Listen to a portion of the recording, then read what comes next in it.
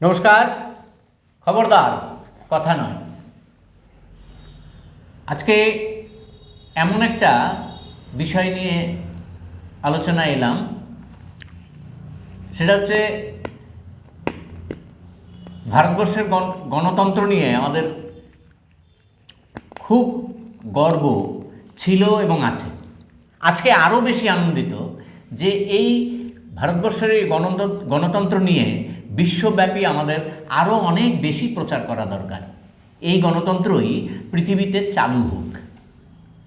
চণ্ডীগড়ের ছোট জায়গা, ছোট নির্বাচন, চণ্ডীগড় মিউনিসিপ্যাল কর্পোরেশন যেটা, সেখানে মেয়র নির্বাচনে যে ঘটনা ঘটেছে, ভারতের স্বাধীনোত্তর ভারতবর্ষে গণতন্ত্রের চেহারা স্পষ্ট হয়ে গিয়েছে। এই গণতন্ত্র ভারতবর্ষে আদৌ কতটুকু মানুষের মনে স্থায়ীভাবে বিরাজ করবে তা নিয়ে সংশয় থাকলেও আমাদের কিন্তু খুব আনন্দ হচ্ছে।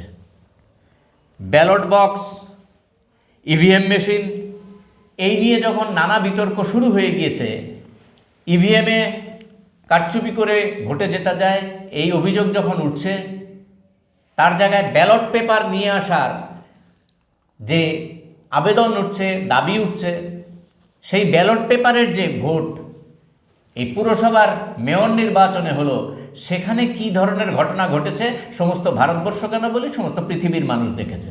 গর্ব হচ্ছে না আপনাদের? আমার হচ্ছে। একজন প্রিসাইডিং অফিসার সেই ব্যালট পেপারে, বৈধ ব্যালট পেপারকে অবৈধ করে দিলেন এবং নিজে স্বাক্ষরও করে দিলেন। এই নিয়ে হইচই, সবাই জানলেন এবং আপ ও কংগ্রেস এদের মিলিত প্রার্থী হেরে গেলেন বিজেপির প্রার্থীর কাছে। হারজিত হতেই পারে, গণতন্ত্র এটা, যে কেউ জিততে পারে, যে কেউ হারতে পারে, কিন্তু যে প্রক্রিয়া অবলম্বন করা হলো তা আমাদের বিস্মিত করেছে বললে কম বলা হবে, লজ্জিত করেছে। আজকে এটা নিয়েই অল্পক্ষণ আপনাদের কাছে আমরা আসব।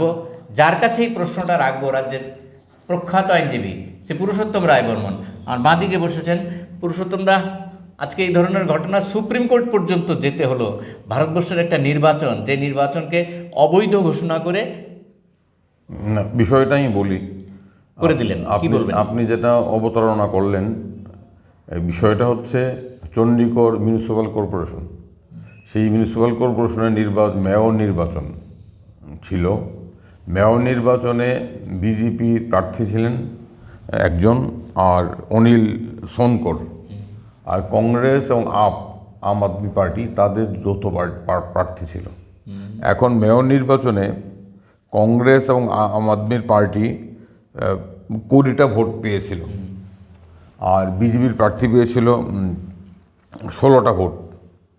কিন্তু সেখানে কংগ্রেস এবং আম আদমির প্রার্থীর পক্ষে 8টি ব্যালট পেপারকে এই নির্বাচন পরিচালনা করার যিনি দায়িত্বে ছিলেন, তিনি ভারতীয় জনতা দল দ্বারা মনোনীত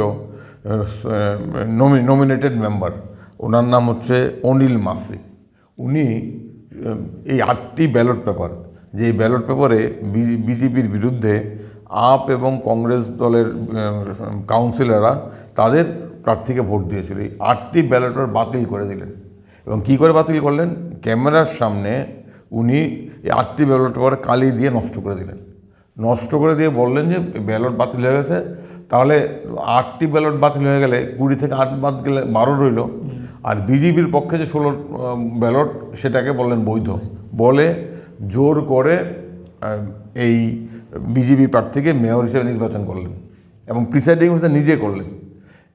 এবং ওই দিন এই ঘটনার বিরুদ্ধে প্রতিবাদ জানিয়ে বিজেপির এই নির্বাচনীকে প্রহসনে পরিণত করার বিরুদ্ধে প্রতিবাদ জানিয়ে কংগ্রেস এবং আপ দলের কাউন্সিলররা বিক্ষোভ করেছেন, প্রতিবাদ করেছেন, তুমুল হুলস্থুল হয়েছে।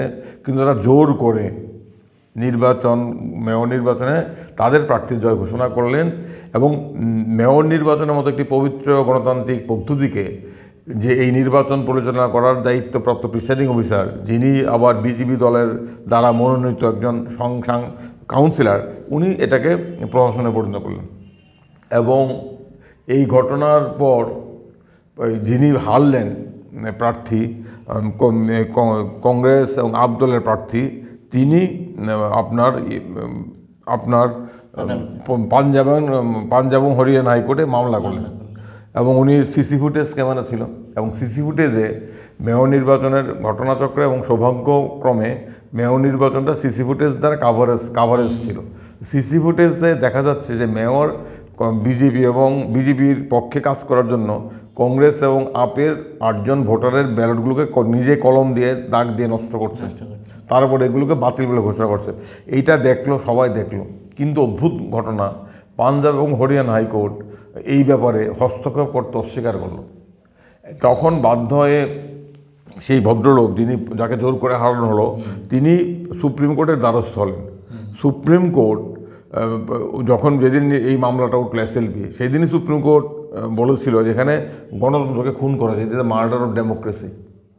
মার্ডার অফ ডেমোক্রেসি বলে সুপ্রিম কোর্ট বলেছিল এরকম একটি বিষয়ে পাঞ্জাব এবং হরিয়ানা হাইকোর্টের উচিত ছিল তাৎক্ষণিক অন্তর্বর্তী আদেশ দেওয়া, গণতন্ত্রের স্বার্থে, ন্যায় বিচারের স্বার্থে। এই ধরনের প্রকাশ্য দিবালোকে গণতন্ত্রকে খুন করা, এটা চলতে দেওয়া যায় না। পাঞ্জাব এবং হরিয়ানা হাইকোর্ট তার দায়িত্ব পালন করেন। এই কথা বলে সুপ্রিম কোর্ট এসএলপি গ্রহণ করে অনিল মাসিকে নোটিশ দিল, এবং পাঞ্জাব এবং হরিয়ানা হাইকোর্টের রেজিস্ট্রারকে নির্দেশ দিল চণ্ডীগড়ের মেয়র নির্বাচনের সমস্ত ব্যালট, সিসি ফুটেজ কাভারেজ, এগুলো সব সংগ্রহ করে, এগুলো সব বাজেয়াপ্ত করে সুপ্রিম কোর্টে জমা দেওয়ার জন্য। এবং রিটার্নিং অফিসারকে নোটিশ দেওয়া হলো। রিটার্নিং অফিসার এসে সুপ্রিম কোর্টের সামনে সশরীরে দাঁড়িয়ে বললেন যে উনি ব্যালট পেপার নষ্ট করেননি, অস্বীকার করলেন। আজকে মামলাটা সুপ্রিম কোর্ট উঠেছিল। সুপ্রিম কোর্ট সিসি ফুটেজ দেখেছে, যেই ব্যালটগুলোকে নষ্ট করা হয়েছে সেই ব্যালটগুলো দেখে সুপ্রিম কোর্টের প্রধান বিচারপতি নেতৃত্বাধীন বেঞ্চ স্পষ্ট হয়ে বলেছে যে এটা এই প্রিসাইডিং অফিসার ইচ্ছাকৃতভাবে বিজেপি প্রার্থীকে জয়ী করার জন্য এই মেয়র নির্বাচনে 8 জন বিরোধী দলের কাউন্সিলরের ভোট ইচ্ছা করে ব্যালট পেপারকে ডিফেস করেছেন, নষ্ট করেছেন, এবং তার জন্য তীব্র ভর্ৎসনা করেছেন।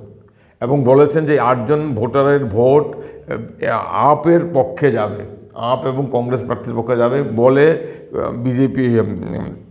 সুপ্রিম কোর্ট এই আপ এবং কংগ্রেসের প্রার্থীকে মেয়র হিসেবে জয়ী ঘোষণা করে দিয়েছে। যেই ভদ্রলোক শঙ্কর, যাকে জোর করে জয়ী করানো হয়েছিল, তিনি ঘটনার গতি প্রকৃতি বুঝতে পেরে, তিনি আগে আশ পেয়েছিলেন এই জাল নির্বাচন টিকবে না, তিনি পদত্যাগ করেছিলেন।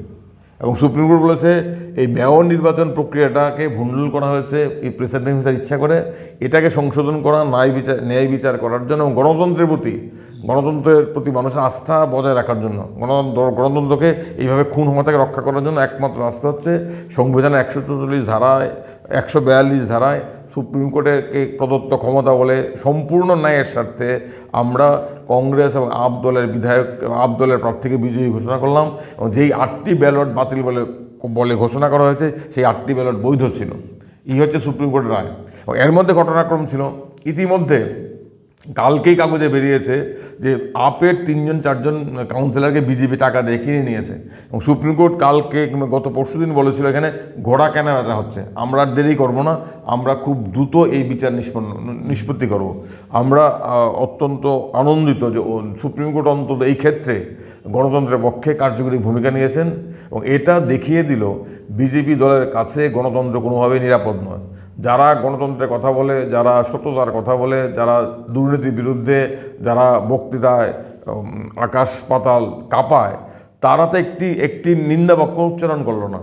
আমি তো প্রধানমন্ত্রীকে এই বিষয়গুলো মন্তব্য করতে দেখলাম না, আমি তো বিজেপি দলের নেতাদের এই বিষয়গুলো মন্তব্য করতে দেখলাম না। তারা তো এই কাছে সমর্থন করেছেন, এবং এইভাবে প্রকাশ্যে নির্বাচনকে ভণ্ডুল করা, অন ক্যামেরা একজন প্রিসাইডিং অফিসার মেয়র নির্বাচন এটা করছেন, এতে বোঝা যায় তারা সারা দেশের নির্বাচনী প্রক্রিয়াকে তারা কীভাবে ভণ্ডুল করার চেষ্টা করেন। তাদের হাতে যে গণতন্ত্র নিরাপদ নয়, অবাধ গণতন্ত্র সম্ভব নয়, অবাধ নির্বাচন সম্ভব নয়, তারা এটা হাতে হাতে প্রমাণ করে দিলেন চণ্ডীগড়ের মেয়র নির্বাচনের মধ্য দিয়ে, কারসাজির মধ্য দিয়ে। ও এটা সৌভাগ্যক্রমে ঘটনাচক্রে, যেহেতু এটা অন ক্যামেরায় হয়েছে, সুপ্রিম কোর্টের নজরে গেছে, সুপ্রিম কোর্ট মামলাটা গ্রহণ করেছেন, আজকে এই গণতন্ত্রকে আবার চণ্ডীগড় অন্তত পুনর্জীবিত করা গেছে। প্রশ্ন আমার সর্বশেষ প্রশ্ন আপনার কাছে, গণতন্ত্রের যে বিষয়টা এক্ষুনি এলো, যেভাবে সুপ্রিম কোর্টকে হস্তক্ষেপ করতে হলো, এবং আরেকটা কথা ভুলে গেছি, এই যে মাসি, যিনি বিজেপি দলের একজন নবরত্ন, কিংবা কি বলবো আমি, রত্ন, জুয়েল বিজেপি দলের, তার বিরুদ্ধে সুপ্রিম কোর্ট ভারতীয় ফৌজদারি কার্যবিধি 340 ধারায় তার বিরুদ্ধে মামলা রুজু করেছে। তিনি আদালতে মিথ্যা বলেছেন। আদালতে মিথ্যা বলা কিন্তু গুরুতর অপরাধ। তার জন্য তার বিরুদ্ধে ভারতীয় ফৌজদারি কার্যবিধি 340 ধারায় সুপ্রিম কোর্ট স্বতঃপ্রণীত মামলা গ্রহণ করেছে। সর্বোচ্চ শাস্তি কি হতে পারে? সর্বোচ্চ জেল হতে পারে, 2 বছরের জেল হতে পারে। যে কথাটায় আসছিলাম, যে সামনে বড় নির্বাচন, চণ্ডীগড়ের যে নির্বাচন, সেটা নির্বাচন কমিশনের আওতাভুক্ত না, রাজ্য কমিশনের আওতাভুক্ত। এই জায়গায় দাঁড়িয়ে যে দৃষ্টান্তটা স্থাপিত হলো, ভারতবর্ষের নির্বাচনের বিষয়টা, যেটা গণতন্ত্রটা কতখানি এই মুহূর্তে নিরাপদ, এবং সর্বক্ষেত্রেই যদি সুপ্রিম কোর্টকে নাক গলাতে হয়, তাহলে নির্বাচন কমিশনের থাকার কি প্রয়োজন, যদি এই প্রশ্নগুলি সাধারণ নির্বাচনের? না, এটা তো আমাদের অভিজ্ঞতা আমরা দেখছি, নির্বাচন কমিশন দায়িত্ব পালন করে না। জাতীয় নির্বাচন কমিশন, যাদের দায়িত্ব সারা দেশে লোকসভা বিধানসভার ভোট পরিচালনা করা, তারা তো তাদের দায়িত্ব পালন করে। নির্বাচন কমিশন একটা ভরং করে, অবাধ নিরপেক্ষ নির্বাচনের ভরং, জিরো টলারেন্স নির্বাচনের ভরং, কিন্তু কার্যত নির্বাচনে অবাধ দুর্নীতি, অবাধে নির্বাচনী প্রক্রিয়াকে প্রহসনে পরিণত করা কাজ শাসক দল করে যাচ্ছে। নির্বাচন কমিশন কার্যত কোনো ব্যবস্থাই গ্রহণ করে না। নির্বাচনের পূর্বে শাসক দলের নেতা নেত্রীরা, প্রধানমন্ত্রী থেকে শুরু করে সবাই সাম্প্রদায়িক উত্তেজনা সৃষ্টি করার জন্য সাম্প্রদায়িক প্রচার করে, আমরা উড়া প্রচার আনে, ধর্মকে ব্যবহার করে, যেগুলো অপরাধ। এগুলো তো নির্বাচন কমিশন জেনে শুনে কিছু করে না। এবং নির্বাচন কমিশন যাতে অবাধ নিরপেক্ষ থাকে, তার জন্য সুপ্রিম কোর্ট একটা গুরুত্বপূর্ণ রায় দিয়েছিল, যে নির্বাচন কমিশন কীভাবে নির্বাচন কমিশন নিজের কাদের নিয়োগ করা হবে, কারা বাছাই করবেন, তার জন্য সুপ্রিম কোর্ট একটা গুরুত্বপূর্ণ রায় দিয়ে বলেছে কলেজিয়াম গঠন করতে হবে। এই কলেজিয়ামে চিফ জাস্টিস থাকবেন, প্রধানমন্ত্রী থাকবেন, বিরোধী দলের নেতা থাকবেন, করা হয়েছিল যাতে নির্বাচন কমিশন নিরপেক্ষভাবে কাজ করতে পারে। আমরা দেখলাম সেই রায়কে কার্যত বাতিল করে কেন্দ্রীয় সরকার একটা আইন এনেছেন। সেই আইনে নির্বাচন কমিশন গঠন করার জন্য যে কলেজিয়াম, সেই কলেজিয়ামের প্রধান বিচারপতিকে বাদ দিয়ে দেওয়া হয়েছে। সেই আইনকে আবার চ্যালেঞ্জ করা হয়েছে। বিজেপির আমলে নির্বাচন কমিশন থেকে শুরু করে সমস্ত প্রতিষ্ঠানগুলো তাদের স্বাধীনতা হারিয়েছে, সমস্ত প্রতিষ্ঠানগুলোকে দখল করা হয়েছে। সেই সমস্ত প্রতিষ্ঠানগুলো বিজেপি আরএসএস হয়ে কাজ করতেছে। তার জন্যই তো আজকে গণতন্ত্র এতটা বিপজ্জনক জায়গায় পৌঁছে গেছে। এবং তার জন্যই মেয়র নির্বাচনে বিজেপি দলের প্রিসাইডিং অফিসার এতটা দুঃসাহস পায় এইভাবে নির্বাচন ভণ্ডুল করার। কারণ প্রিসাইডিং অফিসার ধারণা করতে পারেনি যে সুপ্রিম কোর্টের নজরে এটা পড়বে, সুপ্রিম কোর্ট মামলা গ্রহণ করবে। তারা ভেবেছিল হাইকোর্টও বোধহয় আমাদের বিরুদ্ধে কিছু করবে না, আর সুপ্রিম কোর্টের সময় কোথায়, সুপ্রিম কোর্ট করলো না। তো এই কারণে তো বলছি আমরা যে সমস্ত প্রতিষ্ঠানগুলো আজকে আক্রান্ত, সমস্ত প্রতিষ্ঠানগুলো দায়িত্ব পালন করতে পারছে না, একের পর এক প্রতিষ্ঠান দায়িত্ব পালন করতে পারছে না। সমস্ত প্রতিষ্ঠানগুলো শাসক দলের দিকে ঝুঁকে পড়েছে। তার ফলে আজকে নির্বাচনের ক্ষেত্রে লেভেল প্লেইং ফিল্ড নেই। অবাধ নিরপেক্ষ নির্বাচন আজকে একটা বিরাট চ্যালেঞ্জের মুখোমুখি এসে দাঁড়িয়েছে। প্রচন্ড, এটা কি মনে করছেন যে এই যে চণ্ডীগড়ের যে ঘটনাটা, এটা আমাদেরকে দেখিয়ে দিল বিজেপি এবং আরএসএস এর যে গণতন্ত্রের উপর কোনো আস্থা নেই। যদি তাদের গণতন্ত্রের উপর আস্থা থাকতো, তাহলে তারা এই প্রিসাইডিং অফিসারের বিরুদ্ধে ব্যবস্থা নিত। যদি তাদের গণতন্ত্রের উপর আস্থা থাকতো, তারা ঘোড়া কেনাবেচা করে না। এটা কি বড় ম্যাচের আগে একটা অনুশীলন এবং তারা ইডিকে ব্যবহার করবে, এভাবে তারা নির্বাচন প্রক্রিয়াকে ভণ্ডুল করবে। এখন তো ইভিএম নিয়েও প্রশ্ন উঠছে। ইভিএম নিয়ে অনেক প্রশ্ন আছে, সেই প্রশ্নের উত্তর আমরা খুঁজে পাইনি। পৃথিবীর অধিকাংশ দেশে ইভিএমের বদলে ব্যালটে নির্বাচন হয়। আমাদের দেশে ইভিএম নিয়ে অনেক প্রশ্ন আছে। সেই সমস্ত প্রশ্নে তো নির্বাচন কমিশন মানুষের মধ্যে বিশ্বাস তৈরি করতে পারেনি। ঠিক, অল্পক্ষণের জন্য তার ব্যস্ততার মাঝেও আমরা তার বক্তব্য শুনলাম, এবং উনি ব্যাখ্যা করে বললেন যে ভারতের গণতন্ত্রের বিপদটা কোন জায়গায়। তবু আমরা আশাবাদী, সুপ্রিম কোর্ট গুরুত্বপূর্ণ একটি রায় দিয়েছেন। এই রায়ের পরিপ্রেক্ষিতে ভারতবর্ষের মানুষ তার নিরপেক্ষ ভূমিকায় একত্রিত হয়ে তার গণতান্ত্রিক অধিকার প্রয়োগ করতে পারবেন এই আশা ব্যক্ত করে আজকের অনুষ্ঠান শেষ করছি। সবাই ভালো থাকবেন, সুস্থ থাকবেন, সকলকে